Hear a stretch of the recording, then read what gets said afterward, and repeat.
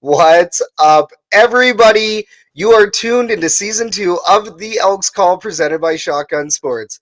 My name is Scout, aka the rep from Section X. And I'm Catherine, aka Do Even Elks. And today we are joined by Chris Tymofichuk, attempting to beat a CFL World Record while raising funds for CFL Fans Fight Cancer. Chris, we appreciate your time, man.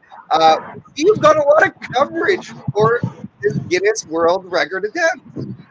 Well, thanks, Catherine. Scout. And it comes down to simple things like the podcast like this. I think when I undertook this idea, we were hoping we would have some coverage and fans would find out about it, maybe walking around the stadium with the bucket collecting, dollar bills. But it's really taken off. It's really become something bigger than even the attempt. And I'm so happy to see it, and the fans are enjoying it.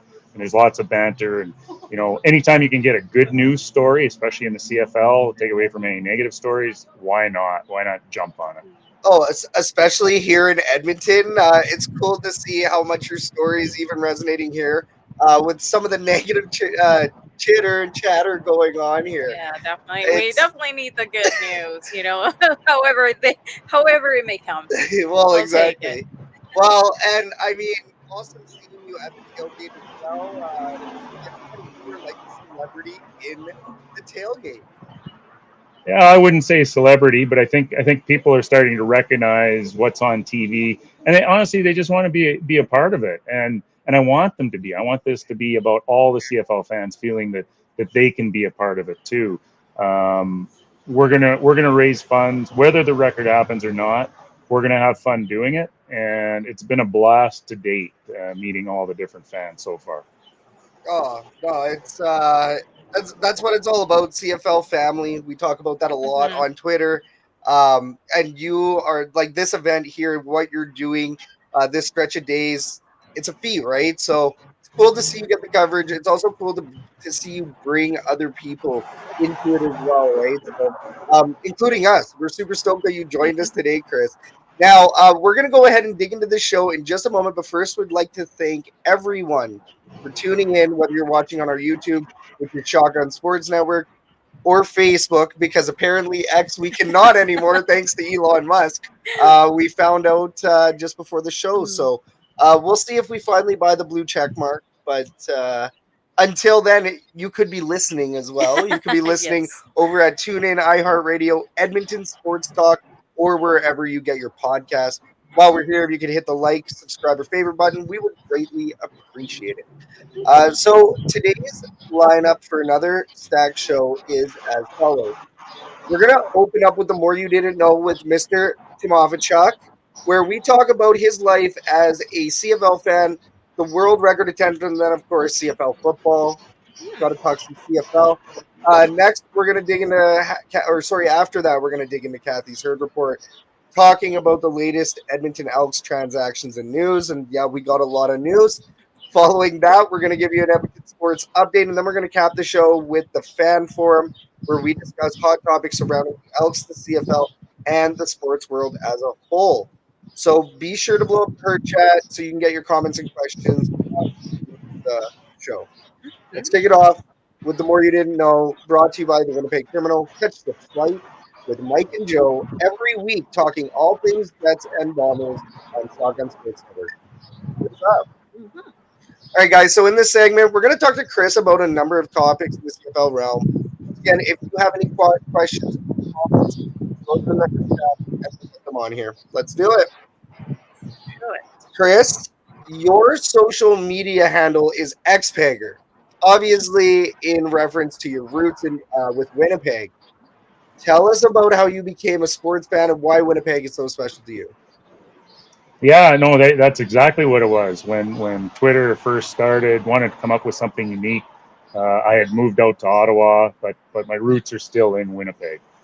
Lifelong Bomber fan. Started when Dad took me to the old Winnipeg Stadium, the old games, and sort of carried on ever since.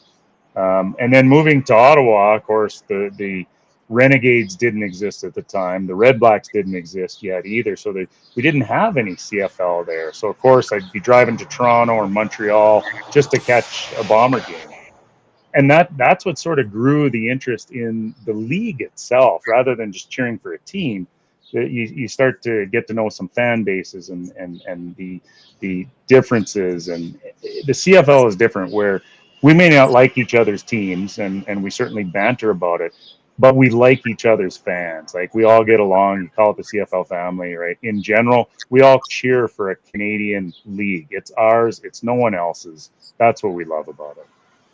Nice. Yeah. So would you say that's what you love the most about the CFL? I mean, we obviously see you abroad at other CFL stadiums, all over Canada. So I'm at BMO last year. Yeah. For games that don't necessarily feature your favorite team. So would you say that that's, you're just a big CFL fan and that's your favorite? Yeah, Catherine, I love the game. I mean, it's a fantastic game. I've played football up to the high school years. I've coached it. Some of my kids have gone on to play in the CFL, so there's a tie there.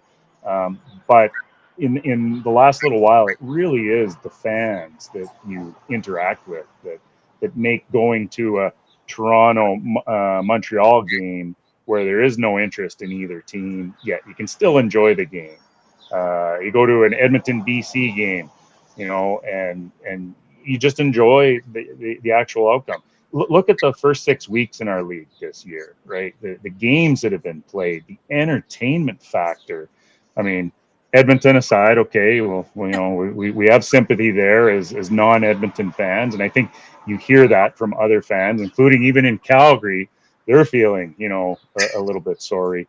But the entertainment, the entertainment factor is rivaled by no other sports league right now. It's you got to watch right down to the last 8 seconds. It seems you cannot miss a thing.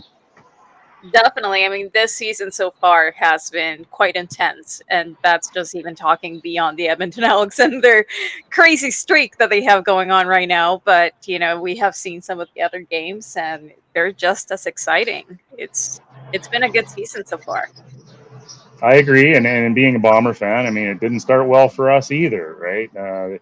We knew at some point we were going to have to come down. 4 straight Grey Cup appearances. It's going to change, but two wins in a row, and all of a sudden, you're almost in a playoff spot. So, take heart, Elks fans. It's been a tough season, but it's the CFL. You're never truly out of it, until the end of the season, and we're not even close to Labor Day yet. So, we got a long season to go. Get that first win, start with that, get some momentum going, and I think the Elks have that. They've made the change.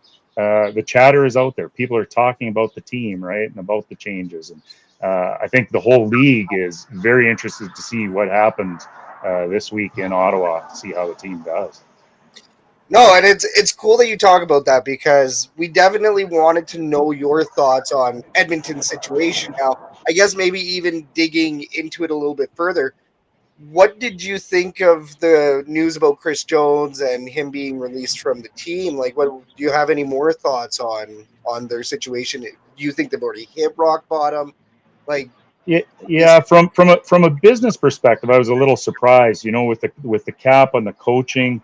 They were really in a tough spot.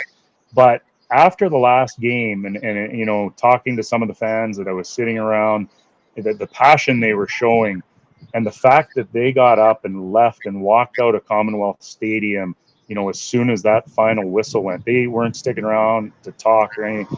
That you knew then the Elks organization had to do something to save those fans. You can't lose the hardcore group that's still there, right? It's tough enough to get the casual walk-up fan to go. So it was a little surprising on the business side, but ultimately it's a business and they have to do things for the fans, and they did. Yeah, agreed. It's one of those things, right? You didn't really know what changes were going to be made, but as fans, you felt an impending doom. Yes. And for once, I had actually stayed for a tailgate beverage just to complain. And that never happens, right? Like, we're always like, yep, out, right? And I was like, we had to sit there and yell about it and scream about it in the parking lot Yeah. because it was that frustrating. So it's great that you recognize this, because this is what Oh we do. yeah, and there were a few fans that stuck around as well, and it didn't matter who I was or who they were just, they had to release their emotions, how frustrated and disappointed they were. I mean, we don't need to talk statistics or the win-loss record. The fans are well aware of that. It's just time for change, and at least one step has been done towards that. Oh, great. No, I definitely agree. I mean, I remember walking out of that stadium and saying that the fans need something, that they need to give the fans something that they want. And in many ways, it feels like perhaps this decision was taking, a lot of fans into account. What they had been. I agree. I think that had a big part of it. I mean, you've seen the chatter, the call-in shows, all of that. They hear all that too. And had they not made a change, I'm not sure how that would have gone over, for the rest of the season. Definitely. But let's turn it around a little bit. Enough of the, we have half a show after you leave us for us to talk about all this big mess. But right now you're here for a reason. And the reason is because of your Guinness World Record attempt, visiting the 9 CFL stadiums in the shortest amount of time. So I'm sure, a lot of people have asked you this question. How did you come up with this idea and what can you tell us about it? Yeah, no, I can't take credit for coming up with it. That goes to Bobby Dubois, right? He's the current record holder, living in BC. He did it on a whim and decided to apply to Guinness, and they accepted it.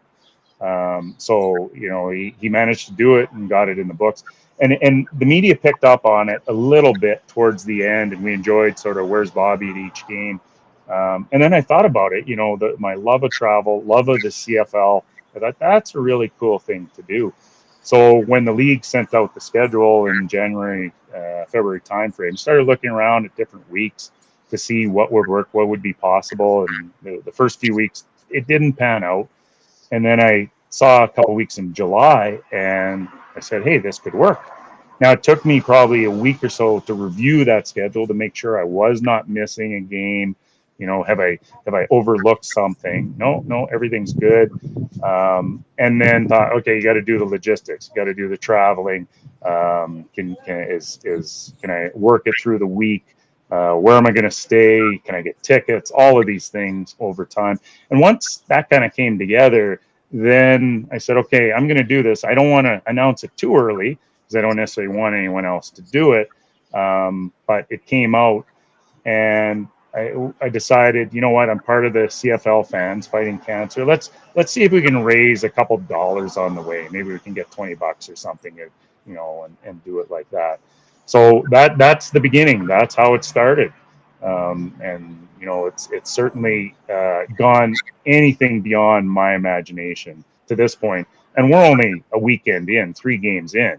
The momentum on this, the chatter that's going on, and people planning now, when I arrive at the stadium and what they're going to do for fundraising. You got to come here, and what time can you be here, and come to this part. It really is morphing into something so much bigger than just a Guinness record. Oh, it's so cool. And I mean, CFL Fans Fight Cancer, very popular organization on this show. I mean, what better, sorry to interrupt, but what better way to make an impact than to make something that you're passionate about the community, about, the well-being of somebody else. Like that's pretty. Yeah, and I mean, it's amazing because I think we've all got a connection to someone with cancer, or someone's battled or suffered. The fans that have come up at, before and during the games that find me, some are saying, I had one lady in BC come up to me and say, I'm going for surgery on Friday. Here's my donation. Thank you. Things like that. And that you definitely weren't expecting that. We were just hoping to raise a couple dollars, yet people are reaching out emotionally on this. So I think that has been fantastic, and we want to keep that momentum going. The fact that CFL Fans Fighting Cancer has been around for several years, it keeps growing year after year. People doing different things, whether it's barbecues, golf tournaments, everybody's chipping in, and it is a grassroots effort. There's no corporate sponsorship. There's no team doing this. These are true CFL fans that are just trying to do their best to make things better for whatever charity's chosen in the Grey Cup City that year. Well, exactly. And this year it's Vancouver. Obviously, you're going to be going to the Grey Cup this year. That's the plan. That'll be my 28th. I wouldn't miss it for anything. I'll say that. There isn't anything I know that I would miss it for. And the CFL Fans Fight Cancer, there's a huge event. We're going to be there this year. Definitely going to be going to the event. It's going to be amazing. How much money so far, Chris? How much money's been raised?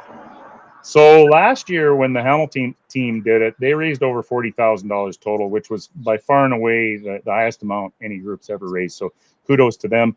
The Vancouver team has said, yeah, we're going to beat that. And based on what's happened sort of in the first weekend of this, we're over $12,000 already. So it has been amazing. People have been so generous. Started in Winnipeg. BC stepped up. You had their fantastic new tailgate area in Terry Fox Plaza, of course. No irony there. And then coming to Edmonton, the fans, them, they love to be generous, and they were. People in the stands, tailgate beforehand in the concourse combined. It's just been fantastic to see. That's amazing. That is so cool. And once again, it's that saying that CFL is family. Football is family, right? It doesn't matter. I mean, in the heat of the moment on that day, we're rivals if we're playing against your team. But at the end of the day, we all are there for a cause, the love of the game, and just to be good people towards others. That's it. And I really do hope people feel that they're a part of something. I don't want this to be an I thing. I don't want this to be me. I'm the guy holding the bucket. That's who I am. Somebody has to.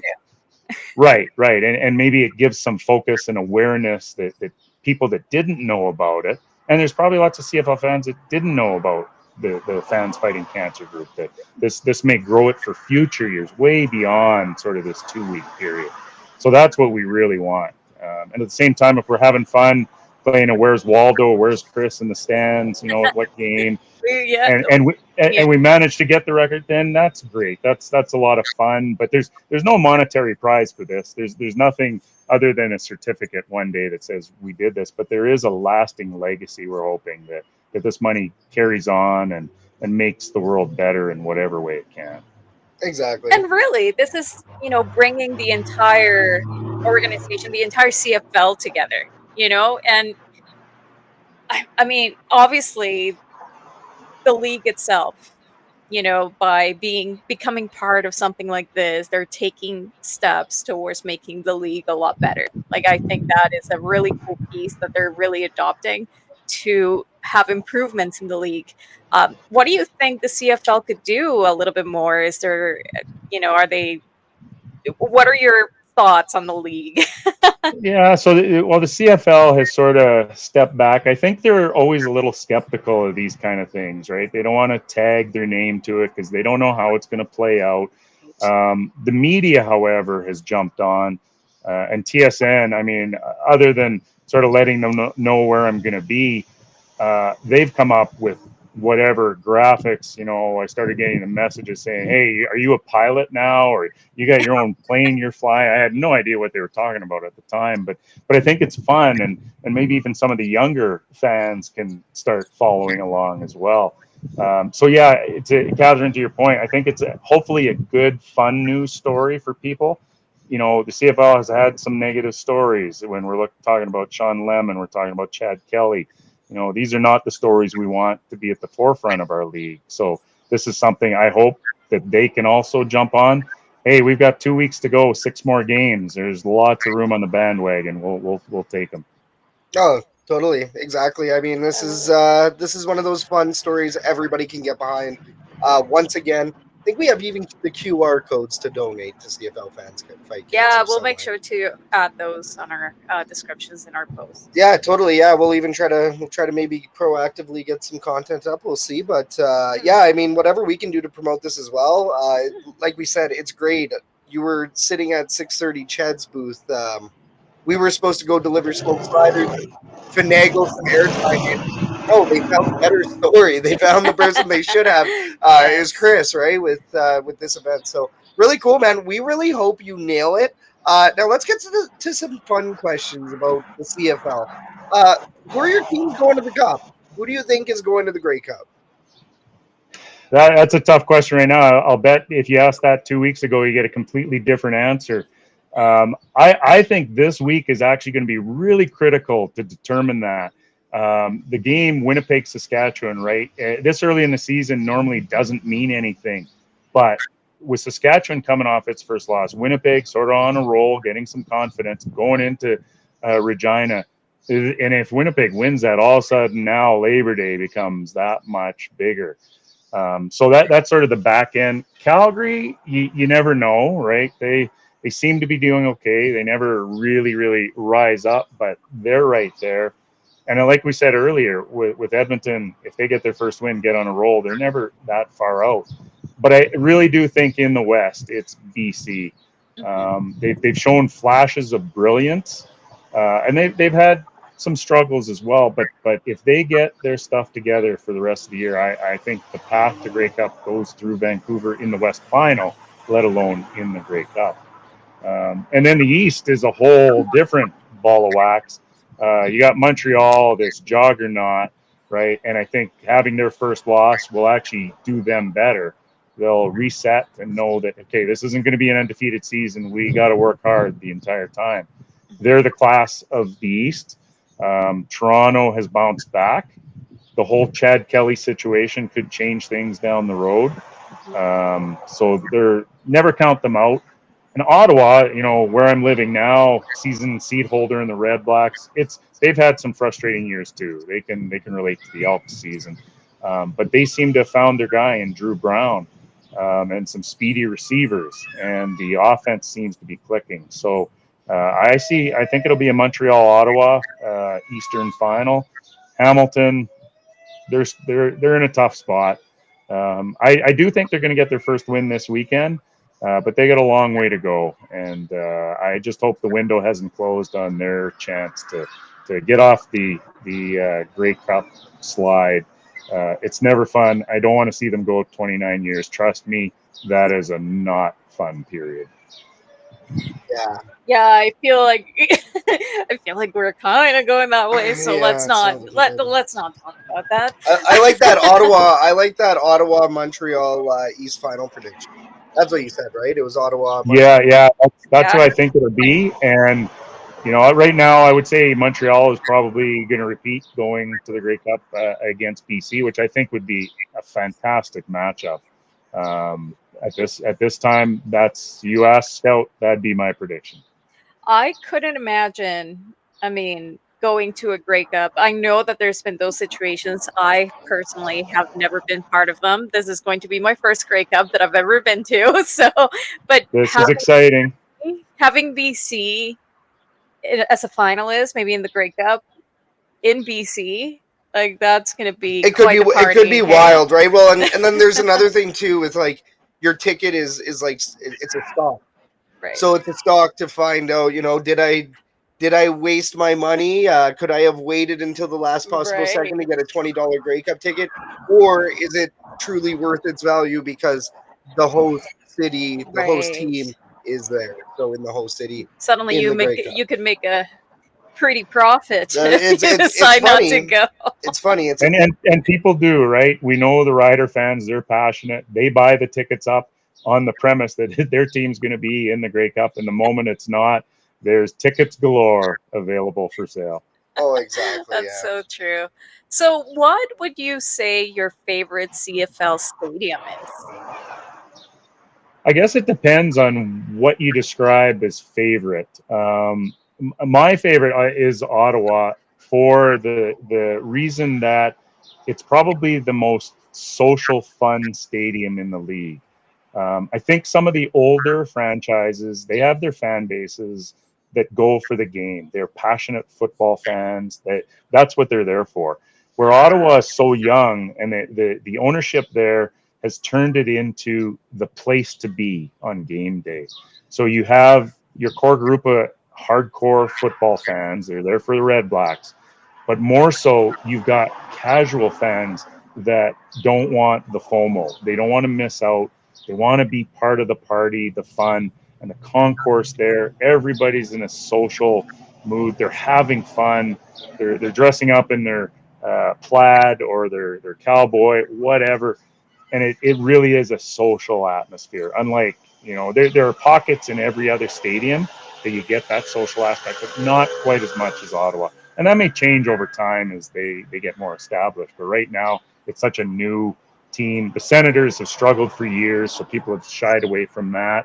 And they found a fun place, an affordable place, an entertaining place in Ottawa, though they've had some struggles with home wins as well over the last few years. That's so cool, though, because you're right. You could wear plaid, you could wear whatever is Canadian, really, at TD Yes. Place.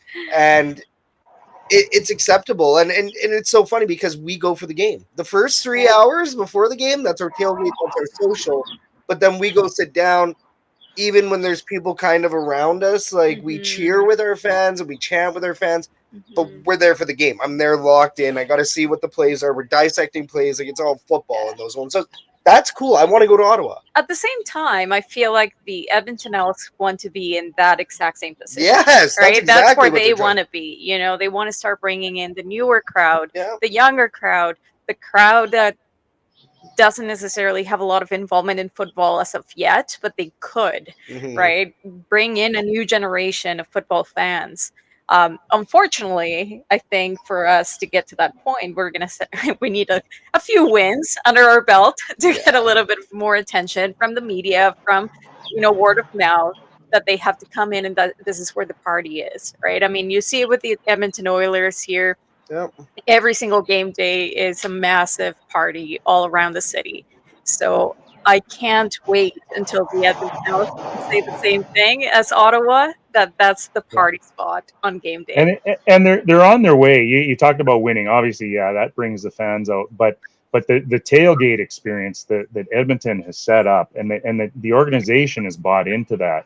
It started from a small corner of the parking lot. Now you guys have taken over an entire parking lot. And you walk around, and it rivals some of the college and NFL type tailgates. I've always said Hamilton has the best tailgate in the league, and it'll be a while before anybody replaces that. But you guys certainly have something on the go.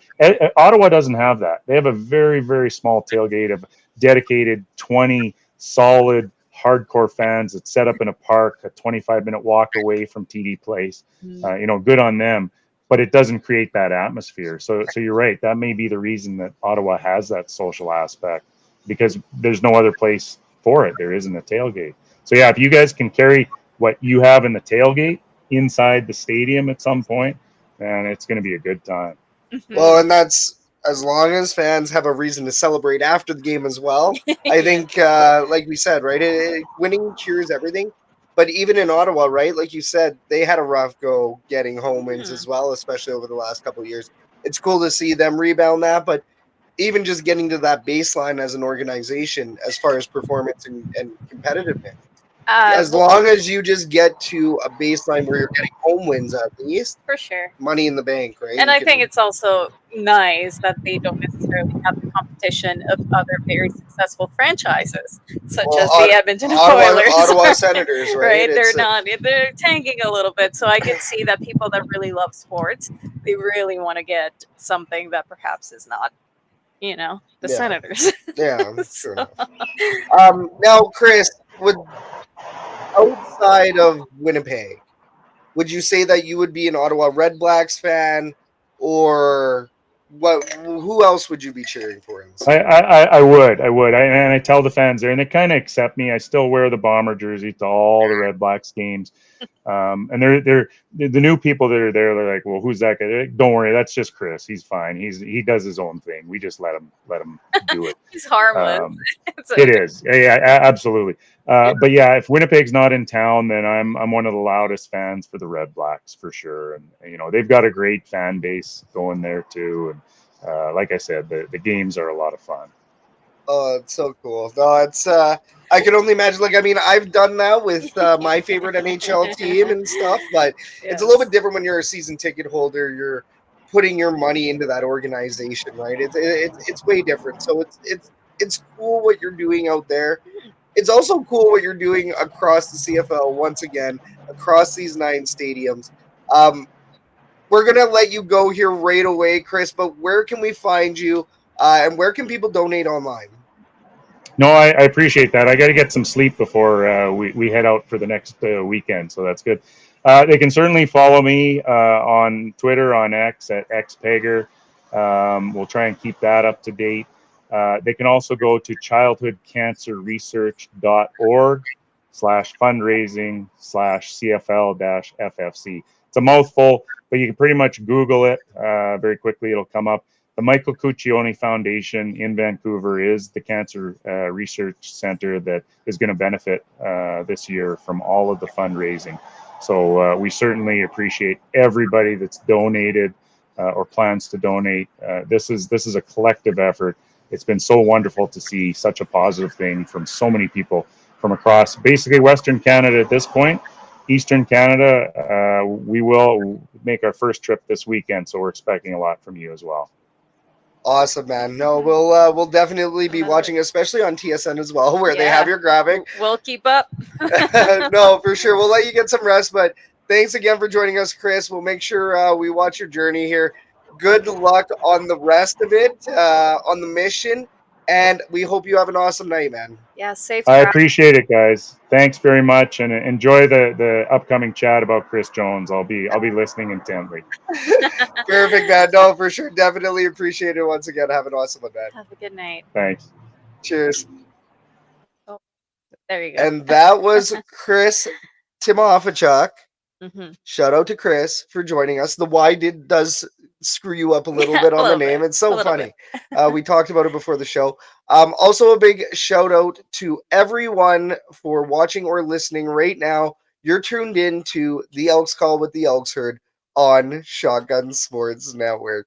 If you could hit the thumbs up and give us a like and subscribe while we're at it, we would greatly appreciate it because we're trying to give away that signature jersey. I think we're at 182. 182. Slowly but surely. Slowly but surely. Just don't call me Shirley. Oh. As Naked Gun would say. It's Naked Gun. Before you talk about the next segment, I do want to bring this up because it's not necessarily related to our content. But John over here on the fan says, "Scout, you're not wearing the new Edmonton Elks Pro Draft sleeveless top." But a Blue Jay shirt on an Elks podcast. Why? Well, we celebrate all of our Canadian teams. I'm usually wearing some form of sports gear on here, sometimes not Elks. I did see the Pro Draft sleeveless down at the team store, and I will tell you, it is beautiful. Yeah. Oh, they got some fresh merch in there. Yeah. Oh, don't tell me that. Chef's kiss. Chef's kiss. Great. I see what you did here, Catherine, by decimating this. Well, I didn't decimate it. This was one of the t-shirts that they threw. This is what we do with the shirts. We usually cut them up. This one is not. This one is still fresh. He did, yeah. He does cut up the other ones, but the neck was choking me, so I had to cut it up. So now it's a tank top. You know who else has choked in this season? It's us. Anyways, next up is Kathy's Herd Report, where Kathy brings you the latest Elks news and transactions. The Herd Report is brought to you by the Forage Podcast. Experience the latest in Birmingham sports with Ryan Messer as he gives you the latest news and updates fresh out of Alabama. Find the Forage every week on Shotgun Sports Network. Kathy, all right. Game recap. We got to talk about this game. I always say that sometimes it's a little bit easier to talk about the games when things don't go right. But at the same time, I wish that I could talk about when things go right. But unfortunately, today is not one of those days. On Sunday, July 14th, the Edmonton Elks faced the Ottawa Redblacks, also known as the fourth consecutive game that the Edmonton Elks lost by 3 points. The last 3 of those, of course, being a last-second field goal. Yuck. The final score was 37-34. So let's dissect this a little bit. On that first quarter, it was a slow start to the game. And by that, I mean that the defense was on the field for more than half of that quarter. Mm-hmm. So, I mean, maybe that was just a premise for the rest of the game of how tired they were by the end of it, because they definitely spent a lot of time on the field. But the Elks finally surged ahead with a minute remaining after Elliott Brown recovered a fumble by Ottawa at midfield. So they eventually took advantage as MBT completed a 10-yard touchdown pass to Arkell Smith. The convert kick was good. Mm-hmm. That takes us to the second quarter, where the Elks took back the lead 4 minutes into the second quarter as MBT threaded the needle on a 39-yard pass to Hergy Mayala, who made a great catch despite the double coverage. That was also MBT's longest throw of the day. Yes. Oh, I didn't know that. Yeah, it is. Now that I'm thinking about it. In second quarter was his longest throw of the day. So anyways. And they did add a single subsequent kickoff by Boris Beatty with a rouge. So, I mean, that's the rouge. So it goes to show that Boris Beatty can get a rouge on a kickoff, which we're gonna talk about. Goes to show that he can do it. This is a spicy episode today. Like Everybody's just like you're not there yet, not there yet. On the third quarter, MBT suffered a sack for a loss of 11 yards, together with an unnecessary roughness penalty from Arkell Smith. So once again, one of those unnecessary penalties. Yeah. But what can you do? At some of those points, the penalties weren't bad in that game. I will tell you right now, the penalties were not that bad for once. But, I feel like it always makes me a little mad when you see those unnecessary words, right? Yeah. Meaning that those could have been avoided. Preventable penalties are never good penalties. Correct. But Edmonton got back on the board with 6 minutes left in the third quarter on a 42-yard field goal by Boris Beatty. So once again, I feel like going into the fourth quarter, I mentioned this before, that I feel like our fourth quarter is our third quarter from last year. Yeah. That's when things just absolutely go south. That I don't know whether it is the pressure that they start feeling it and they start making more mistakes, or I don't know what happens in these fourth quarters, that it just gets very, very, very frustrating. Oh, it is. At the end of the third quarter, the Elks defense came up big as Cordell Jackson picked off Brown at the Ottawa 24. But that's when Beatty missed a 31-yard field goal attempt to settle for a single to start the fourth. I feel like 31 yards. 31 yards. He should have gotten that one. And once again, we've talked about this before as well. What would have happened if he hadn't missed that? Yeah. Right? We wouldn't be in the situation that we are. Well, and so Cordell Jackson, before we proceed, Cordell Jackson, and I know we're going to talk about him in a bit, but he finally got to spread his wings. There's certain players that look good in certain games, and then there's certain players that look like hot trash. And there's multiple reasons for that. Maybe they had a bad game. Maybe they have bad coaching. Maybe you have bad coaching and a bad game. Maybe you're overconfident that day. Who knows, right? Like there's so many reasons for it, but Cordell Jackson, I'm happy he got to spread his wings. Yeah. Boris Beatty, how do you miss the 31? Well, and that's just it. After having, a few,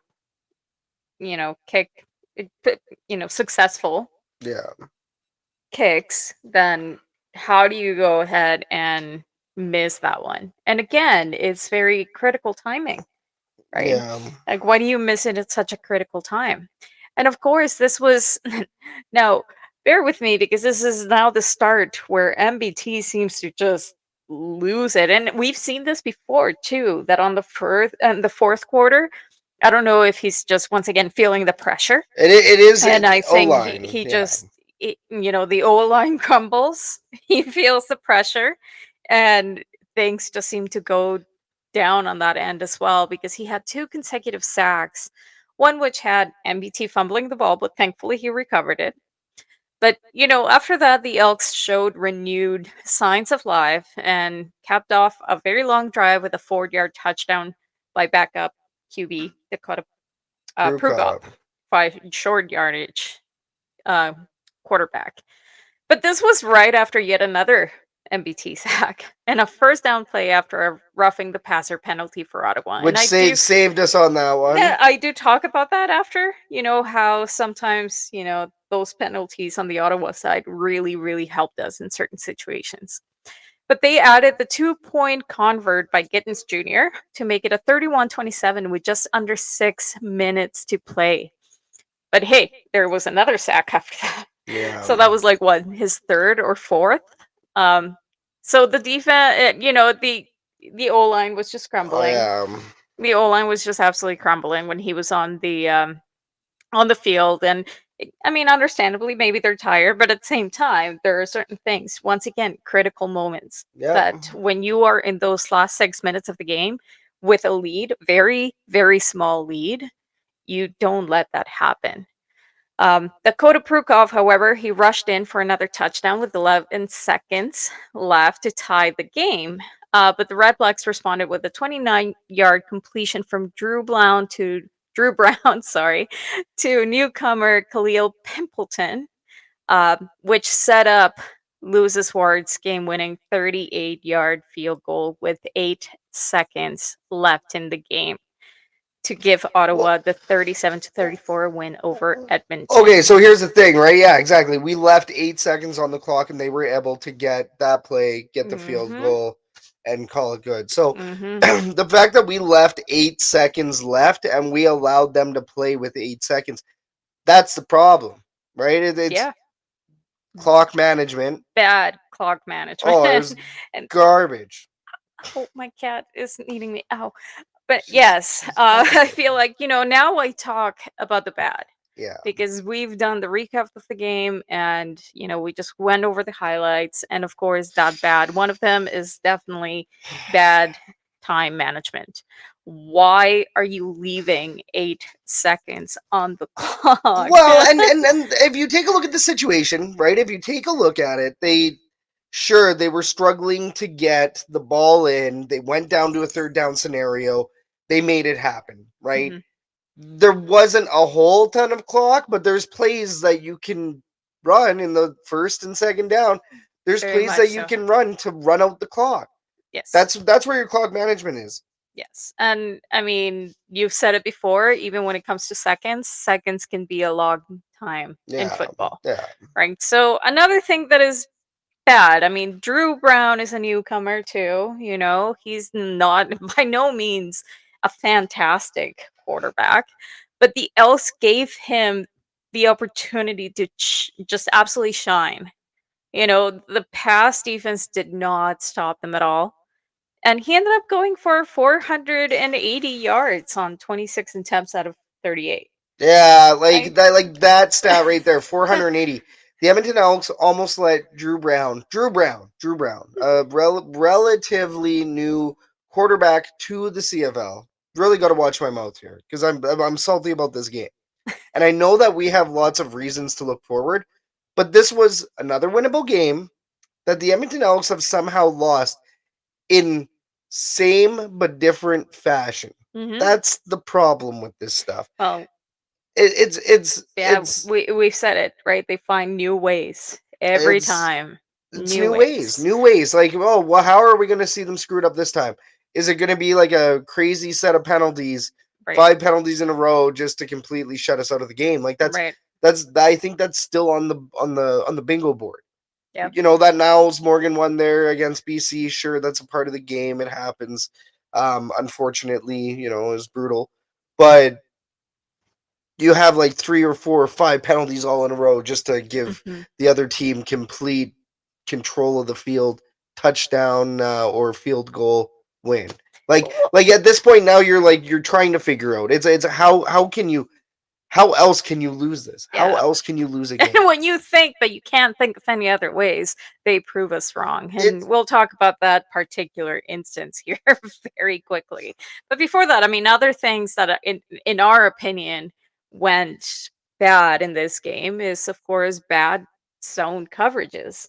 I mean, it was a very predictable vanilla offense. Like, there were instances where I was calling the plays before they happened, and if I can't see that, if I know what's going to happen, me who just started watching football about 3 years ago, then what does that say about, everybody else can see it? They have film. Ottawa has film. They have coaches that are trained to see that.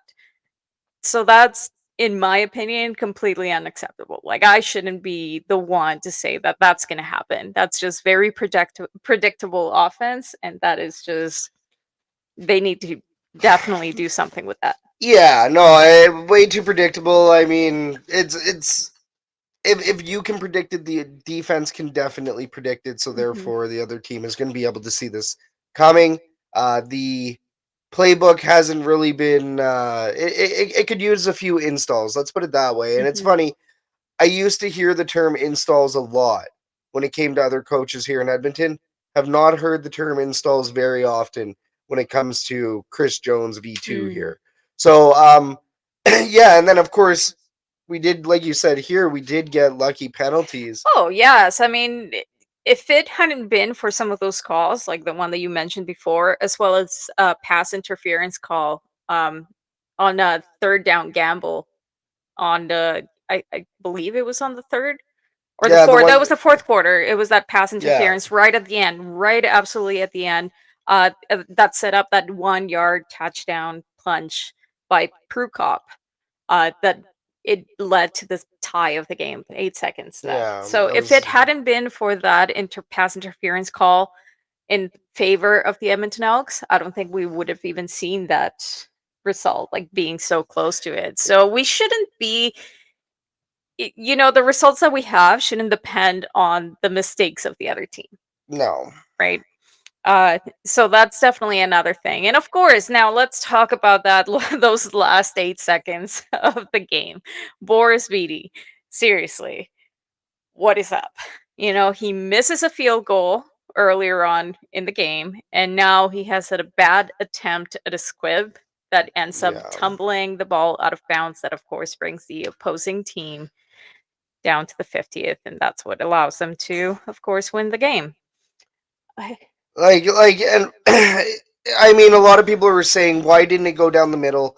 Why wouldn't you do the same thing you did earlier? Yeah, by go kicking for a rouge. the ball through the end zone and just get points on the board. That's it. Just get the one single point. All of a sudden, you're in the lead.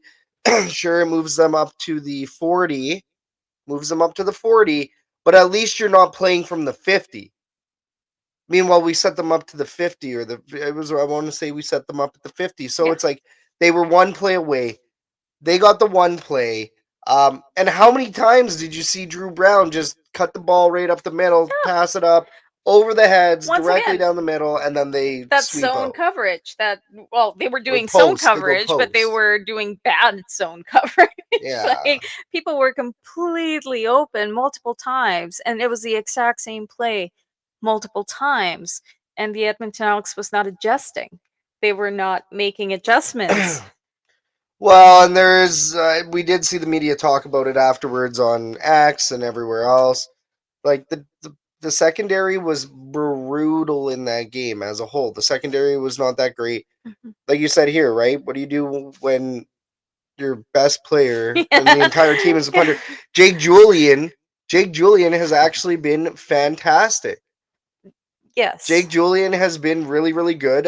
He's been tackling. He has been booting the ball as far as he possibly can, right? Getting coffin corners. Yeah, he's been great. He's not. There is points where he gets rouges where you don't necessarily want him. Right. But the guy's got a crazy leg on him. Jake Julian, I really hope that he stays here in Edmonton because and I mean, we're going to have to pay him. Pay the man. Pay Jake Julian. Out of anybody on this team right now, who is the most consistent? It's Jake Julian. I was surprised. I was surprised on those last 8 seconds why they didn't bring Jake Julian. Well, because it's a kickoff. I know. It's a kickoff. But, I mean, in many ways, just because I know that the skills are different. You have explained this to me, that it's not necessarily the same skills going from a punter to a kicker. But I mean, he's got a leg on him. I'm pretty sure he could kick if he really wanted to. No, for sure. But I mean, let's talk about the good. Let's talk about the good to close this off. There were a pair of touchdowns in the final 6 minutes of the game to tie the game. That shows that they can definitely work under pressure. However, they should definitely be bringing that kind of game for all 4 quarters. Yeah. That shows that they have it in them. The fact that they were able to have such a high scoring fourth quarter and they, tied it. I know that sometimes when you're under pressure, you really bring your best foot forward. But at the same time, that shows that they have it. Yeah, they've got it. They technically can, yes. Yeah. The other is Gino Lewis. MBT connected with him 6 times. He had some very impressive catches. He had that catch. Well, he had double coverage and he just reached with one hand and grabbed that ball. Oof. Those are the kind of plays that we expect out of somebody like Gino. Well, those are the kind of plays that we're paying him for. Well, and Gino was also the top receiver without a touchdown, but he had the most receiving yards on 6 catches. So that chemistry that we were talking about looks like it might have been lacking. We might not have been too far off in our speculation, but I will say it seems like they're starting to find that connection a little bit better. Yeah, Dylan Mitchell was pretty much left off the board. Didn't see much from Dylan Mitchell that game. So, I mean, really, there's good signs, there's positives. I did notice that they switched them from side their positions where they were on the field. That Gino Lewis was in Mitchell's spot where he usually is, and Mitchell was on the other side. Interesting. Okay. So. Interesting. Based on the last couple of games that we have seen Mitchell catch some of those passes, he was on the opposite side this game. Very interesting. Maybe that's just trying things out and realizing that perhaps, Mitchell's a little bit more comfortable on one side than the other. It could be. Very well could be. And the other, you already talked about him, Cordell Jackson. He had 2 tackles and 1 interception, so he's definitely brought something to this team. Yeah, Cordell Jackson, one of our predicted players before the season. I want to say when we announced his signing, I said, we got to keep an eye out for Cordell Jackson. Yes. And guess what?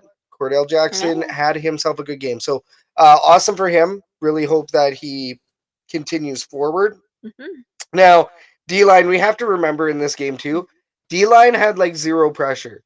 So Drew Brown had all of the time in the world as well. That's something I just want to make sure everybody is aware of as well. Our D-line is decimated. Robert Kemdichi, is injured. Yeah. Jamin, I believe he's 1 game away from being healthy off the 6th game. So you got Sean Oakman there, and then you have backups. Right. So it's a little bit unfortunate for what Sean Oakman's doing right now. If we didn't sign him, we'd be absolutely screwed. But you can't get pressure with these guys. Yeah. Now, I guess this is part of the transaction, so I'll let you dig into those, and maybe we'll talk about the coaches here in a minute. Talking about the transactions, on July 7th, we're going to go back a little bit because we did not have an episode last week. American linebacker Raynard Ellis was released. National defensive back Josh Haggerty was released. And Malik Flowers, American wide receiver, was released as well. I think that was a surprising one. As for signings, we had national wide receiver Zach Mathis, global linebacker Les Moreau. Yeah. American linebacker Derek Moncrief, American defensive lineman Sean Oakman, and American defensive lineman Noah Taylor. On July 16th, we had national long snapper Simon Chavez signed. Chavez? That's Chavez. Come on. Okay. People might say it's Chaves, but I'm just going to call him Whiteys. As for injuries, we do have a few, but I know that a lot of these players had limited participation in the practices. So they should be coming back soon. Jamin, I think he has a game. I think some Jared Dagey, who's still out with a knee injury, and Jake Taylor out with a wrist injury. also had limited participation, so Right. hopefully they're about a game away for them coming back. Okay. Michael Budrick out with a groin injury, and of course Robert Kimdichie out with a knee injury, and you already mentioned Jamin Pelly. Yeah, and Jake Taylor, we want to see him back on the field, and Jared Daggy. Yeah. He's got that Daggy in him. We got to get Daggy back. So, so what comes next is the Edmontons face the Redblacks again over there in their home turf on the 19th. So you don't see too many home-and-home series. Yeah. Obviously, you see the Labor Day Classic every year, and then the Labor Day rematch for most of our teams. But Redblacks and Elks and Redblacks, that's always a cool one. Now, short week as well. Mm-hmm. I should have added the short week question in the fan forum, but I didn't. We all know that MBT doesn't like those.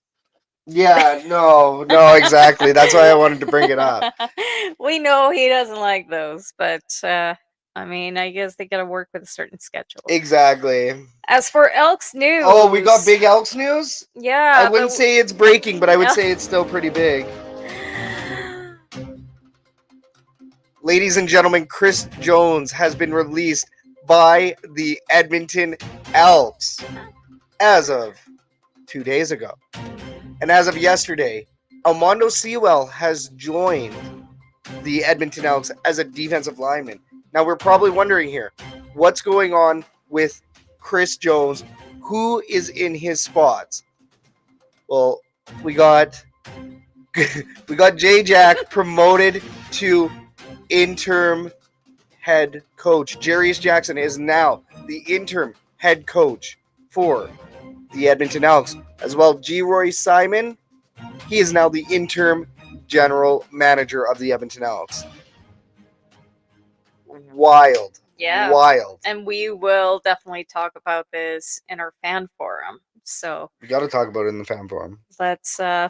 Let's get through. Yeah, I mean, but real quick, where do we go from here, right? Like really, let's break that down just a little bit. So what's happening here? Well, you have Jarius Jackson is at offensive coordinator and head coach. Okay, Jason Shivers, he's still on defensive coordinator.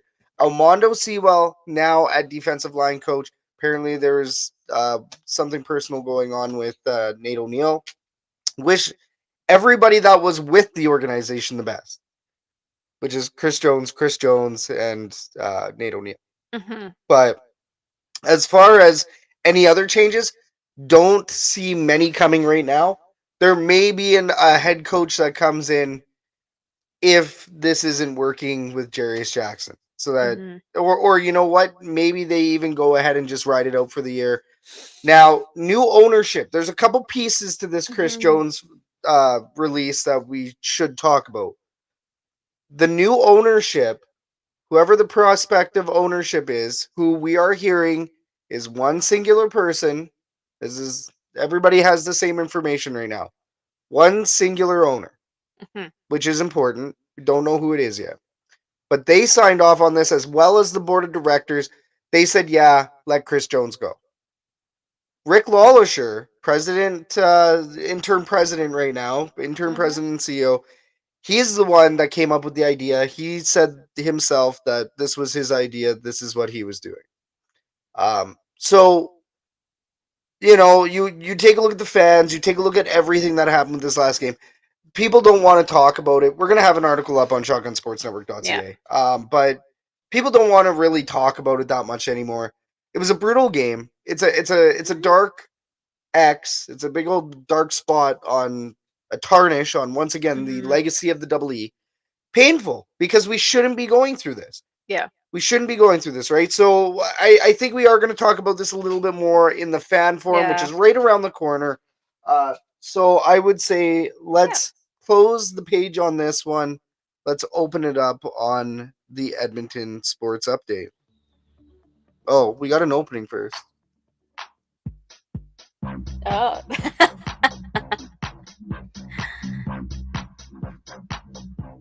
Oh, that was good. I almost messed it up. Today's sports update is brought to you by Herdy's. Daddy, would you like some sausage? Shout out to Tom Green, but also shout out to Elks fans for cleaning Hurdy's out in record time. We will be making sure our smoked sausages last longer than those sliders did. Find us at Stall 182 on Sunday, July 28th for some delicious smoked sausages. Hurdy's, we smoke the meats while limited supplies last. Your Edmonton Elks are currently 0-6 heading into a home-and-home series finale. This time in Ottawa against the Redblacks on Friday. Kickoff is at 5 p.m. Mountain. In the CEBL, the 11-7 Edmonton Stingers are facing the Rattlers in Saskatchewan on Thursday night before an 11-day break. Tip-off is at 7:30 p.m. Mountain. The Edmonton Riverhawks continue to impress with multiple former and current players being selected in the 2024 MLB Draft or signed shortly after.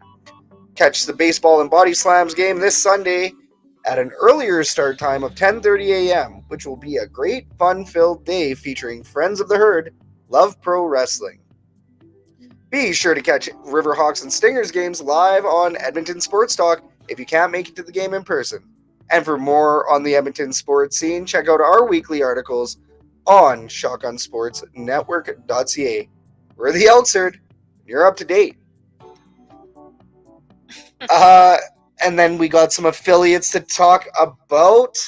Oh, and also news, some other news here. The Edmonton Stingers have clinched a playoff spot, but we don't know if it's a home game yet. So once again, stay tuned to EST. Stay tuned to the Edmonton Stingers. You know what? I'm thinking of taking our youngest to see a Stingers game.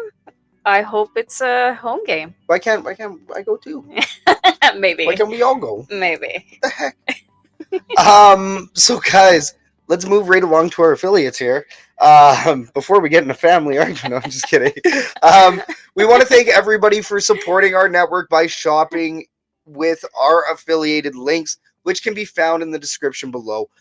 We're a self-funded media company at Shotgun Sports Network, so we thank you for shopping Shotgun. RoyalRetros.com is obviously one of our favorites.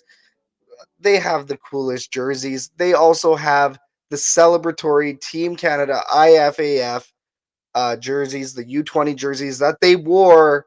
Not the exact ones not the exact ones they wore at Commonwealth Stadium, but close enough. Close enough. You know what? Like the ones they manufactured for it. Let's put it that way. Right. They're not game worn, but you can get the ones that they wore out on the field.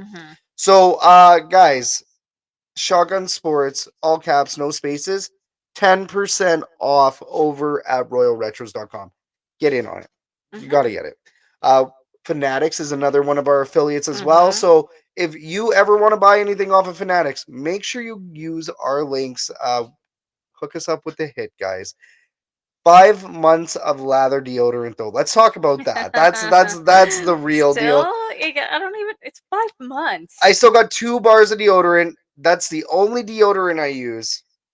Still fresh. Do you put it on every day? I put it on every day. I put it on every day. Now here's the problem. Okay, I will say that in this heat, it's really testing it. Right. So lately, I've been lathering my armpits twice a day with this stuff. So it's really good.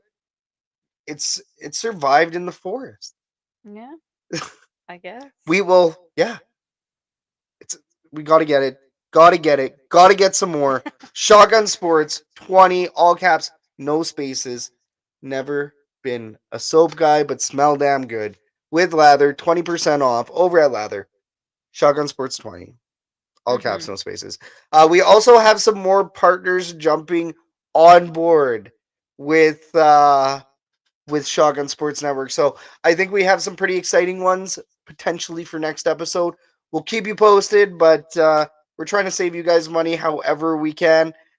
We also need a little hit as well. So however we can all help each other out here, we're going to get you some more discount codes.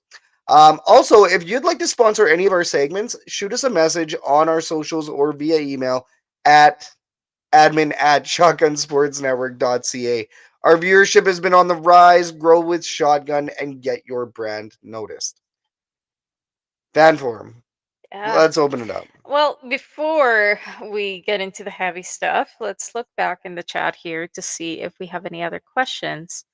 We do have a couple from John. Here, do you think on the 28th, let's say, if it's a really hot day on the 28th, which is a home game, do you think the Elks would move the game to accommodate the weather, like the Riverhawks are doing? That's a really good question, John. I don't know if they do because of TSM broadcasting. That's true. Now we're thinking a little bit bigger, right? This is schedule that has been predetermined across the entire CFL and media broadcasting. So and that should be a 5 p.m. Yeah, it's a 5 p.m. game. So you're looking at a 5 p.m. game, and I want to say there's no back-to-back. So they may be able to move it, but you know that you're going to lose a lot of viewership, unfortunately. That's true. So it would be really interesting to see. Hopefully it's not that bad. Is that what it's forecasted right now? Because we know that Edmonton's forecast changes all the time. I like the heat. I really do. But I don't like being out in the direct heat. Yeah. So we'll see. We'll see. I do have a feeling that if it's that hot out and if they don't do anything about it, then many people may not show up, which is understandable. Like if I have the kids in that particular weekend, I wouldn't want them to be out there in the sun for 3 hours with that weather. Right.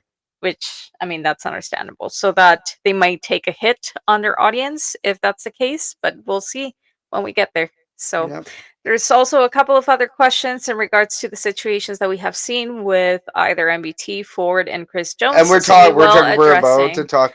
Let's address those. Yeah, and I see that you do make a comment in the herd chat here, John, about Daryl Cates. I do not believe that he is the owner. I unfortunately have not. My suspicions. I did have a suspicion. I have been told my suspicion was incorrect. Yeah. So I really don't know. They're trying to keep this as secret as possible. They're doing a really good job. They're putting out, the little breadcrumbs, but the breadcrumbs aren't making it home quite yet. No. So, when do you think they're going to announce it? I might have to ask this question before. Yeah, no. Well, and I said by the end of August. By the end of August, it should be before Labor Day, right? You take a look at. Well, actually, you know what? I don't remember exactly when they announced Amar Doman, but I know that he had a little bit of time in the seat to kind of get the gist of it, right? You get that little pre-exposure. You get a little bit of exposure, you get a little bit of experience, but then when you come back the next year, you can actually make real changes. And I think that's what they're hoping for. Now, we did hear that the announcement was supposed to happen already. Apparently, they may have been waiting to see what was happening with this winning record before they go ahead and truly sign it all over and announce it, right? So we'll see what happens. Yeah. We'll see what ownership announcement at Grey Cup. That's awesome. Okay, for fan questions, we'll hit up the rest of them after, or if they correlate with these questions, we're definitely going to get them in there. But we got to open up this fan forum. Which we kind of did already. So in this segment, we talk about hot topics surrounding the Edmonton Elks and the CFL as a whole. Blow up the herd chat so we can get your comments and questions on to the show. Now, today's fan forum is brought to you by the Rouge, White, and Blue podcast. Americans Talking Canadian Football, Oz and Joe, can now be seen on Shotgun Sports Network, bringing their audibles to your screens. Fresh episode up today, right now, on Shotgun Sports Network. Everyone's favorite point, except for Edmonton right now, white and blue. Sorry, excuse me. Sorry. Just sighing right now. I'm getting into this question. As we know, Chris Jones didn't have a great tenure in Edmonton on round 2. Jones went 8-33 over 2.5 years, securing 2 home wins on the back of Tre Ford. Tre Ford is now a backup quarterback. MBT is winless, and the defense is failing despite Jones being a defensive mastermind. What happened here? And I don't know how deep I'm going to go into this because we do have an article coming up on Shotgun Sports Network. But what happened here? Catherine, what happened here? You watched this. I watched this, but I also hadn't seen Chris Jones before. You know, his round one, what he did back in 2015, 2015, 2014, 2015. Right, I did not see that. All I saw in the past 2.5 years, 3 years is not good. Yeah. Failure. Right. And I mean, it was just a constant topic of conversation. Like, when is he going to go? At one point, is it enough? At what point do you fire him? And what, and a lot of the things that we constantly discuss day in and day out, every single podcast episode is coaching. Right? The fact that a lot of the mistakes that we see are everything to do with coaching and not necessarily the mistake of one or the other. And that could be even argued for the quarterbacks as well, and what we're seeing with the Tre Ford and MBT situation, right? That's more of a coaching decision coming from Chris Jones rather than, say, the players themselves. So I think I agree with Chris when he said at the beginning of the episode that I was very surprised that they decided to do this in the middle of the season for monetary purposes, Right. and the cap and the fact that we're in the middle of the season. But at the same time, I think something was bound to give. I mean, last year we saw this happening, and there was a big shift when they decided to let go of Victor Cui, right? They made a big change higher up, and that seemed to make a difference in the team itself. Like, whether it was chemistry, or I don't know what it was, but there was a shift. It was also McAdoo. Okay, they also shifted McAdoo, got him out of the offense. They fixed that product, which now that's great. Big fundamental shifts that happened, and that happened in the middle of the season. And when we all thought that perhaps that wasn't necessarily a good idea to make a lot of really big fundamental changes in the middle of the season, it turned out to be a good thing. Yeah. Which is what I think is going to happen now. Well, and I mean, yeah, I think that this is going to be a turn the page moment for a lot of people. I think for a lot of fans. Here's the frustrating part, even for us. I'm lip smacking a little bit much here. I gotta take it easy on the lip smacking. I'm so frustrated. See, we became the Elks herd. We started up the Elks herd about a year after they became the Edmonton Elks, or a year and a half, whatever. But we decided to do this after a winless at home season. And we were still very, very positive. And then the Victor Cui saga begins. And Chris Jones comes in, and they're supposed to be like this 1-2 punch. You got Chris Jones dealing with the product on the turf.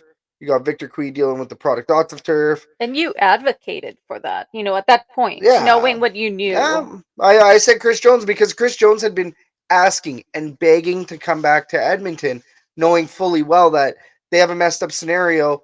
The coaching cap, they had to get rid of these coaches and the GM because they were running amok of the organization, which this comes down to the board. Let's be real. At the end of the day, all of this goes all the way back to the board. This, unfortunately, this whole mess goes back to Brock Sunderland and Jamie Elizondo. But they're not the scapegoats in this moment. They're not the people that are directly dealing. They're not why we're 0-6 right now. They have 0-5. Sorry, 0-5. Yeah, 0-5. 0-5. Sorry, I'm getting so worked up. Wow, like, knock on wood, Jesus, don't jinx it. No, don't want to jinx it. But sorry, I forgot about the bye. That's why it's week 6. Anyways. That's not why we're 0-5. It's not. We can't continue to blame Jamie and Elizondo and Sunderland. We can't keep blaming the CFL coaching cap. You have to work with it. So why are we here right now? Well, we're here right now because Chris Jones, the GM, as many have already stated, Chris Jones, the GM, has failed Chris Jones, the head coach. We're here because there's a lack of team. I'm not going to say Chris Jones lost the locker room. I don't know that. Rick Lawler sure said he didn't. But clearly, you take a look at this defensive line right now. We have one veteran on the defensive line, like one really good player on the defensive line right now for the Redblacks game coming up. Whose fault is that? Where we had been crying for the offensive line and the defensive line to get some form of upgrades, and instead we kept getting wide receivers. And that's no slight to the potent offense we have. We have a very potent offense. MBT is not doing a bad job. MBT is not the problem on this team. He has bad games and he has good games. But he posted 272. He posted 272 on that last game. 272 might not win you the game, but it could win you the game if your defense played well. And that's the problem. Our defensive line couldn't put pressure. Where's our linebackers? Nobody secondary struggling. When you have Purifoy going in and going outside of his position constantly, multiple times. Like, that's the frustrating part, is you can see these things as a spectator in the seats. And like Chris said earlier on the show, it was brutal watching the hardcore fans sit until zeros, stand up, and walk on out. And that's where we are at. Now, I have a question for you. The offense hasn't necessarily been the greatest. They've had their moments. There are some games that they do really well. There are some games that do really bad. And we've seen it. Now that Jarius Jackson is in that kind of same position of offensive coordinator and head coach, do you think that's going to be an issue? That's going to be a problem? I think it could be. I predict it to be a challenge for him. The other thing, too, though, is he's going to have to lean on his coaching staff. So now guys are going to kind of be coaching out of their own positions as well. Now, Jarius Jackson's also quarterback's coach, though. So he has no help from a quarterback's coach to take on some of the wide receiver stuff, because quarterback, wide receiver, hand in hand. Yeah. J-Jack now is in control of it all. Well, and that's his offense. I was kind of hoping that they would bring somebody else in. Like, whether it is as a head coach position or as an offensive coordinator, so that we're not running into this issue of somebody having three hats. Well, apparently that is that is an option. There's some really good potential that we do bring in one or two pieces into the coaching staff, but as they've stated multiple times already in the media avails, G-Roy, J-Jack, they will not be making any wholesale, any widespread changes, nothing like that. They will do some tweaks. They will be doing some tweaking. That is completely fair. And when you take a look at the team, when they're that close, you don't want to shake it up intensely.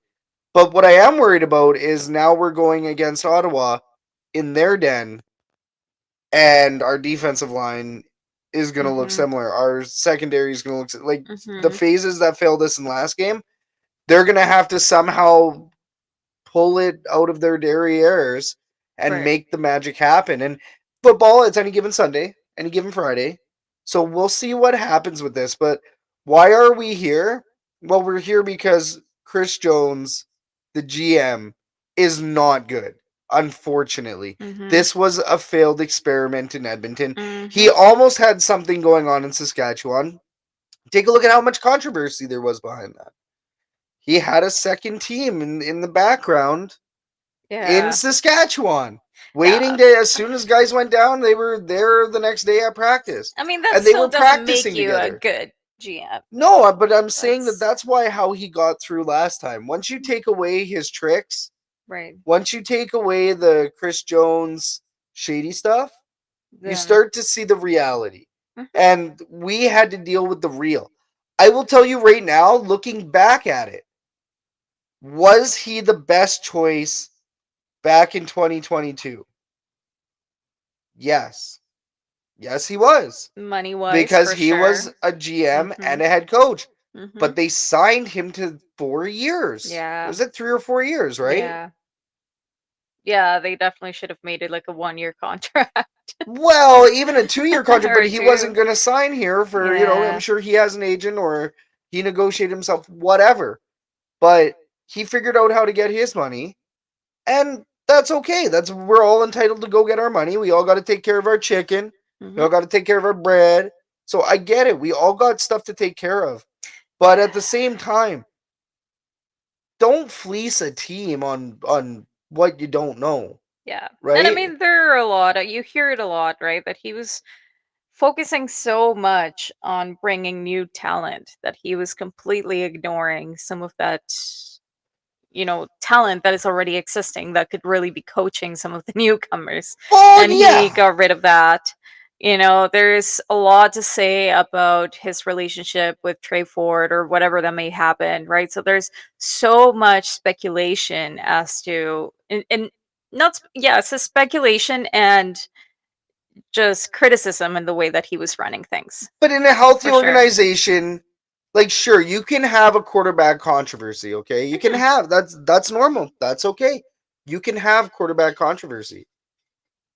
But what you shouldn't have is disgruntled players. And if rumors are coming out that players are disgruntled, where there's smoke, there's fire. We're going to talk about this in a minute. But I will say that with this Tre Ford stuff, nobody does know the facts. There's been some speculation flying around, right? Let's just dig right into it. Let's get into it. Okay, guys. Question number 2 in the fan forum. John, this goes in with your last question here. Many fans are wondering if we'll see Tre Ford play, with rumors and speculation flying across the Edmonton sports media atmosphere.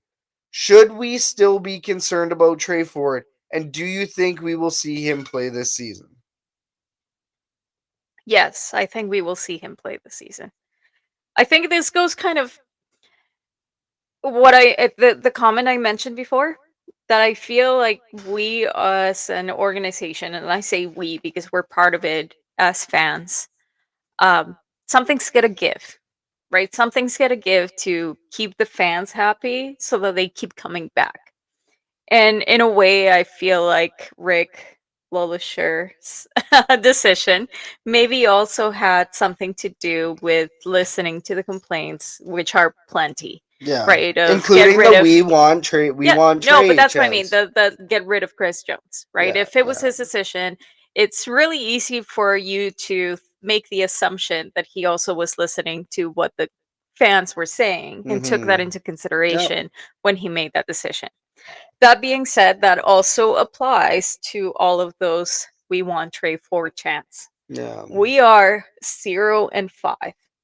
How many times does it get to that third quarter, fourth quarter, that things are not going great, and suddenly you start hearing that everywhere, all over the stadium? Which I can tell you right now, MBT is not the problem on the team. No, but at the same time, let's say that now this is a change that happens and they actually bring in Tre Ford on that last minute, Right. Hail Mary, whatever. You're making... That'd be garbage time. Yeah, but you're making the fans happy as well. Yeah. Now, here's the thing, right? There's rumors out there that Tre Ford does not necessarily want to play in packages, right? But the thing is that as the coach, you design the plays, you build the plays, you tell the players to go play. So this whole thing with Chris Jones saying that, publicly outing all of this information or coming up with his own information or potentially lying, okay? Because we don't know. We don't know. We don't know what the facts are. You sure hope that somebody at head coach and GM of a football team isn't lying. But at the same time, if you're going out there and publicly saying that this player doesn't want to be a part of these plays or these packages, yeah, I mean if it's wrong, if it's incorrect, it's slander. I believed it. Right? If it's incorrect, it's slander. When it came out, which came out, like you say, from Chris Jones's mouth, and the way that he said it in his media availabilities, we also heard it from Sports 1440. So that's another media source, Right? And that's the thing. In media, you will always make the assumption that what you're listening to is not necessarily a personal opinion, but it's something that it is based on a fact, Well, or and is based on a true statement. I will say that the 1440 stuff, I think that was just based on what Jerry's Jackson was saying on 1440. For sure. I'll make sure we clear that up. But I mean, it's what my point though is that when you're listening to something, whether it is on the radio, whether it is on a YouTube clip, whether it is anywhere, a podcast, you as a listener will put your faith in what is being said, and then you will make your assumptions based on that. Yeah. Right. So based on all of that information, and I fell victim of this, and I immediately thought less of Tre Ford, thinking that yes, he is going ahead and refusing plays. And why should he do that? Right. At this point, if he wants to get noticed, he shouldn't be refusing absolutely anything, and he should be playing whenever he can. Yeah, That was needs my film. for Needs sure. film, right? I mean, the other thing too is a professional football player wants to get on the field any chance they can get, because no matter what, let's say you put Tre Ford in a package play, what if he starts outperforming McLeod Bethel Thompson? Of course. But now also you take a look at, let's say, media language. Mhm. Jerry's Jackson, when he's talking about his quarterbacks, he's like, yeah, you know, we have lots of faith in. What did you say? We have lots of faith in McLeod, in Dakota, and in Tre. And he put Tre Ford like in the number 3 spot when he was talking about him as well. It's easy for us fans to look at this stuff and say, oh, well, that means pecking order 1, 2, 3. Right. Right? Mhm. But Tre Ford is technically the backup. Dakota Prukop is technically QB3 short yardage specialist. So it's easy for us to go ahead and, you know, based on language, you can interpret things however you want. It's your perception. Perception is the beholder. It's in the eye of the beholder, right? You can perceive 100%. anything you want. But until we hear Tre Ford say, I want to trade, until his agent comes out and says he wants a trade, until Tre Ford publicly states anything on any of this, it's all speculation. And it's interesting. I mean, will we see him play this season? I think so, because as per Jerry's Jackson, he wants to get Tre Ford onto the field. John here believes, I think that with Ford, we would have won like 2 or 3 games already. We might have. We might not have either. We might have gotten blown out in those as well. We really don't know. We don't know. We haven't seen him play. You know, that's one of my things that I have said before as well, is that everybody's just blowing Tre Ford's skill out of proportion, I think, because we only really saw him play in like 3 games. Well, yeah, five-ish, 6-ish, like, somewhere in there, but like it wasn't much. We didn't really get to see him play. He's had a little bit of development, so you would hope that that has, you know, increased that skill set that he has, but we really don't know. We haven't seen it. How are we supposed to keep saying that Tre is the answer when we really don't know? But that also kind of turns it on itself, saying that maybe we should find out. Because when we're in these games that there's garbage time, what do you have to lose? right. What do you have to lose bringing somebody that could uplift the audience? This team has not been in garbage time yet. That's the problem. This team has not been in garbage time yet. This team has been within wins. They have been in winning scenarios that they've lost. This team continues to lose within the last 8 seconds, 30 seconds, minute, 2 minutes. You're right. If it had been a situation that were like, you know, the point difference is, you know, 14, 21, then I could see that more as garbage time, and maybe they would bring in, you know, the Tre Fords or the Days, right, just to see what they can do. 100%. I agree with that. We haven't been in that position just yet. But, like, I mean, should we be concerned about Tre Ford? And I think this is, we'll bring it home on this one. Should we be concerned about Tre Ford? Well, I think that we should be concerned about losing him next year, because with how this scenario has been handled, I can tell you right now, with Chris Jones out there saying that he doesn't want to be a part of package plays, and that, you know, he basically made himself and the organization sound better, which in the end it doesn't. It doesn't make anybody sound better. saying that you talk to a player, but he doesn't want to play for us. That's kind of the way Chris Jones made it sound. See, now that Chris Jones is gone, we can talk all the smack we want. And you know what? I really do think it was brewing. This was brewing. I'm pretty sure Chris Jones had that ultimatum that either things change and you start getting some wins or you're out of here. Oh, well, and we put over-under at 6 games. For sure. And if it comes to that, like, how easy would it be for, like you say, Chris Jones wanting to make himself look better? Because he knows that he's out the door and he doesn't want his reputation being ruined, so that hopefully he can get a job elsewhere. Yeah, I mean, it's interesting, right? I mean, I'm not gonna start attacking Chris Jones per se, but we don't know what the Eagle was like. Apparently, like they said, right?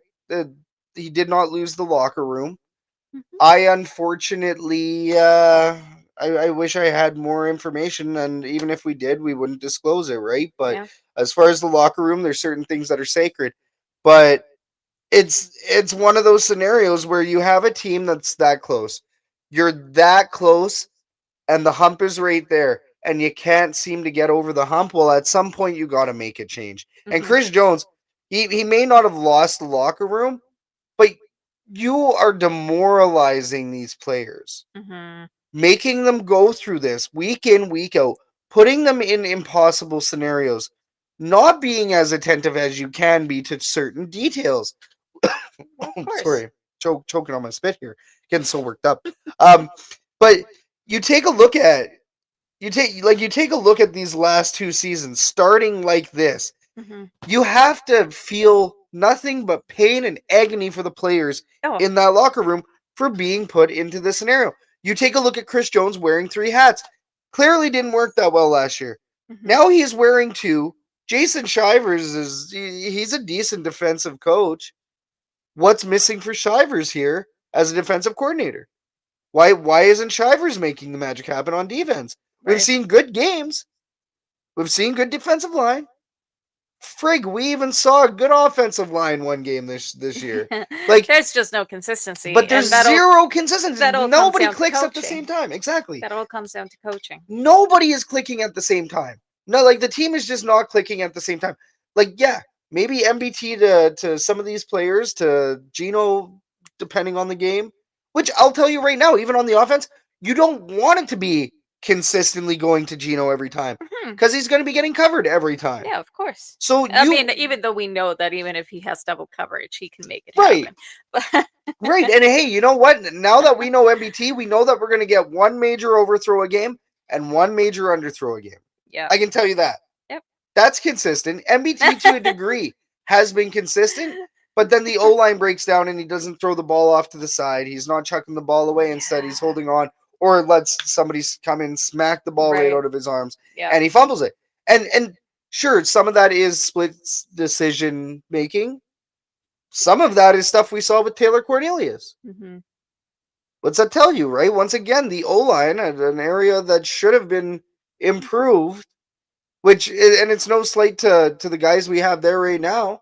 Poor David Faku ended up going down with an injury, so it's a team.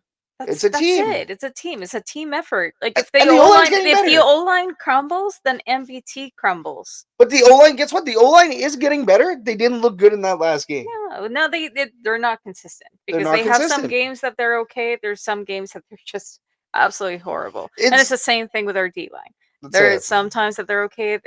There's just zero consistency, right? And that's the frustrating part, because then you see those very slight and fast glimpses of brilliancy, that they can do it. They know that they have it in them. Yep. And then what the hell is happening that it causes them to crumble at these times, right? And that can also be part of coaching, right? If you're seeing that certain, plays are not working the way that they should. Maybe there are people in places that they shouldn't be because it's just not working. I say this with Kevin Brown running down the middle all the time, that unless he has the appropriate, coverage and he has people helping him, there's just no way that, as much as he's small and mighty, he's just not going to make it through. Yeah. Yeah, there's so many pieces, and another thing that people are saying, maybe we'll close it up after this sentiment, but the game has somehow gone by Chris Jones. The game has passed him by. And that's also a little bit evident when you take a look at, some of how cookie cutter the team seems, how vanilla the team seems at certain points, right? How the team has kind of actually declined somehow. Like the team has somehow declined with Chris Jones. The team did like they did better at the end of last year. And then we shook up a bunch of things, and it went again. And then like he keeps declining. How do you keep on declining when you're not getting any home wins? Like this is like there's so many confusing things. Chris Jones was a very hard worker. Nobody questions his work ethic. Everybody all says similar things. Chris Jones, he's a very, very, very, very hard worker. Perhaps the way to say it is that he's very dedicated to his ways. And maybe he was just trying to run the exact same thing that cost him, that brought a victory back in 2015 when it's clearly not the same team, it's not the same times, it's not the same circumstances, right?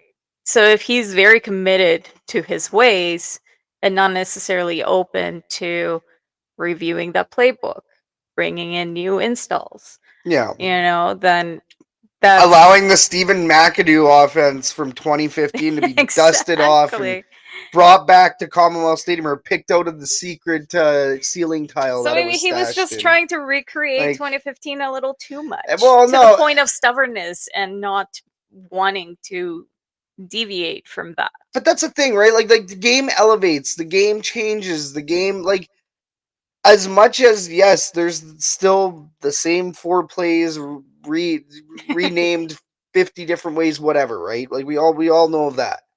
But really, the game does change in certain ways. There's certain coaching styles. You take a look at Corey Mace over there in Saskatchewan. Killing it right now, and that first loss, this isn't a loss. This is a lesson. This is a lesson, guys. We're gonna hit the ground running on the next one. We're gonna go get another win. And this game against Winnipeg this weekend, absolutely huge. I will be watching it as long as I can.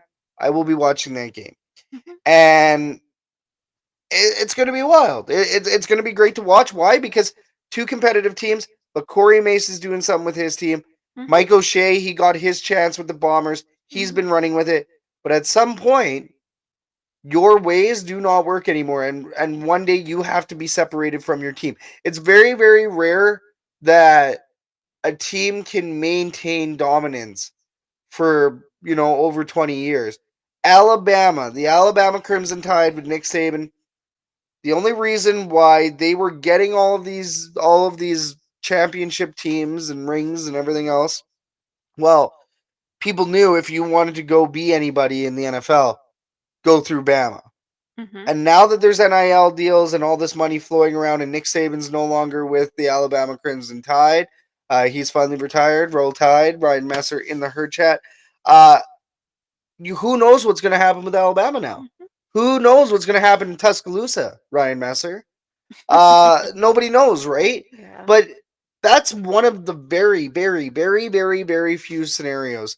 Otherwise, most coaches have to be removed or remove themselves from their team, reinvigorate somehow, and then you come back fresh. Take a look at Paul Maurice with the Florida Panthers after defeating the Edmonton Oilers in Game 7 of the Stanley Cup Final. Paul Maurice, Winnipeg Jets coach for however many years, and couldn't get him past the second round hump or whatever.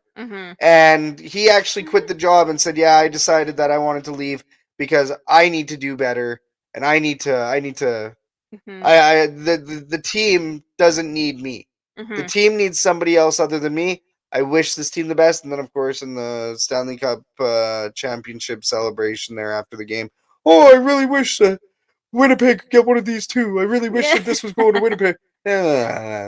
Whatever. But you get the point, right? It's sometimes those things need to happen in order for you to get better. For Chris Jones, it didn't seem to go that way at all. Chris Jones was supposed to be coaching his local Tennessee high school team.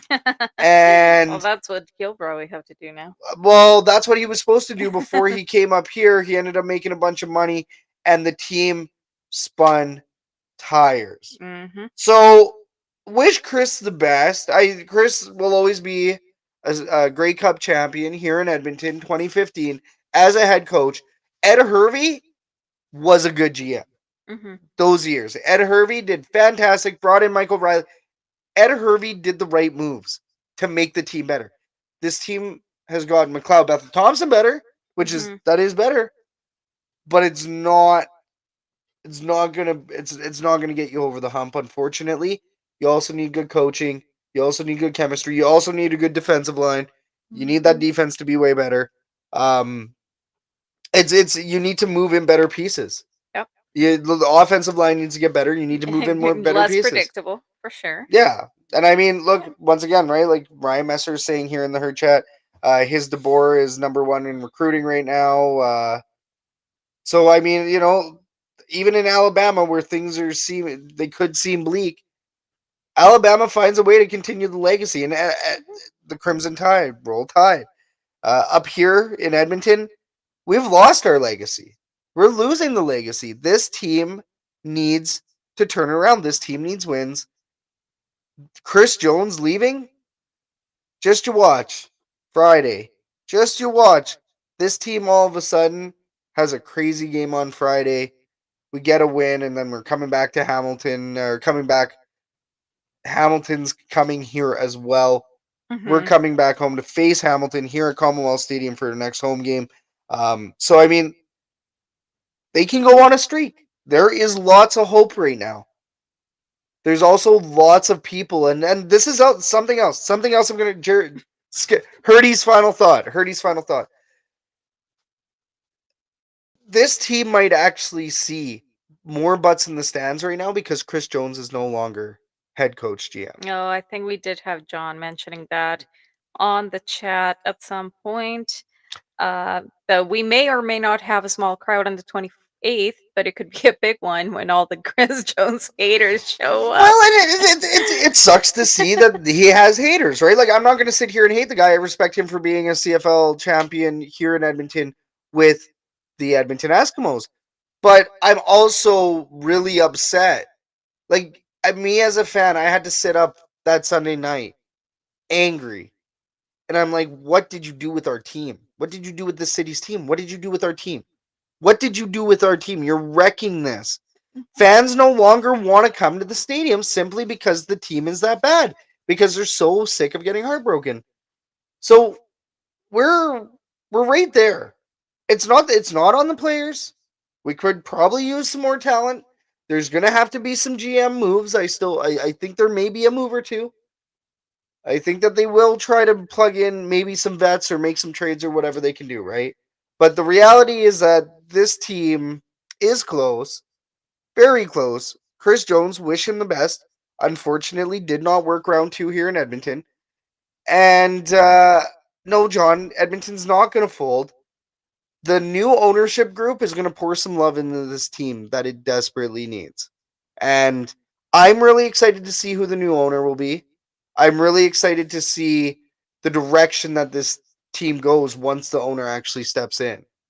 And, I think that there are really, really bright days ahead. It's a short game week. That's a whole topic we didn't even talk about.